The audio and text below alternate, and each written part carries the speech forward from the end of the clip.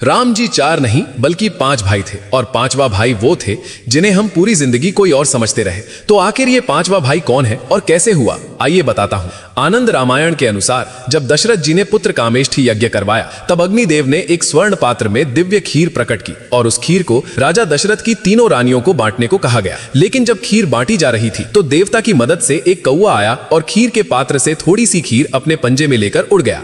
फिर वही खीर वायुदेव की कृपा से तपस्या में लीन माता अंजना तक पहुंचाया गया और उसी खीर से हुआ हनुमान जी का जन्म। यानी जिस खीर से राम का जन्म हुआ उसी खीर की वजह से हनुमान भी प्रकट हुए। इसलिए कई संतों ने कहा हनुमान जी राम जी के पांचवे भाई हैं। अब सुनिए प्रमाण। तुलसीदास ने स्वयं हनुमान चालीसा में बताया है, तुम मम प्रिय भरत ही संभाई, यानी कि हे हनुमान तुम मेरे लिए भरत के समान हो। और इससे भी बड़ा तथ्य, श्री रामचरितमानस में 5 बार भरत जी हनुमान जी को भ्राता कहते हैं। ये भाव नहीं, शास्त्रीय संकेत है। हाँ, मैं मानता हूँ कि श्री राम का जन्म राजकुलों में हुआ और हनुमान जी का जन्म वानर कुल में हुआ, लेकिन भक्ति भाव से देखा जाए तो दोनों ही भाई ही थे। इसलिए तो प्रकृति ने भी आगे जाकर इन दोनों को मिला दिया। इसलिए हनुमान सिर्फ भक्त नहीं थे, वो भाई भी थे, रक्षक भी थे और भक्त भी थे और श्री राम के संकल्प की जीवित शक्ति थे। अब आप कमेंट्स में बताइए कि श्री राम के लिए हनुमान जी क्या थे, केवल एक भक्त थे या फिर भाई थे या दोनों से भी ऊपर। जय श्री राम।